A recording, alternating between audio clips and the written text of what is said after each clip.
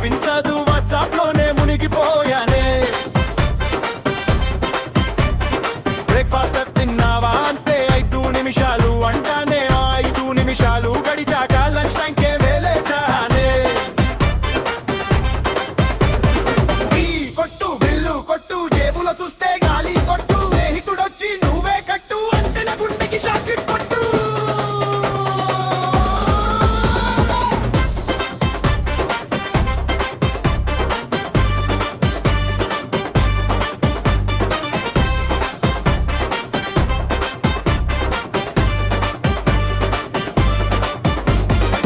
జీతం వచ్చిందంటే ముందు ఈఎంఐ నవ్విందే.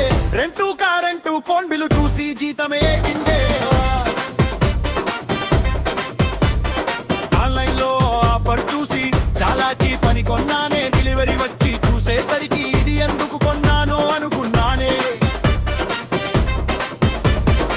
డబ్బు ఉంటే ఫ్రెండ్ వస్తారు, డబ్బు పోతే కనిపించారు. మన దగ్గర బిల్లున్నాక వాళ్ళు మాత్రం దూరం కారు.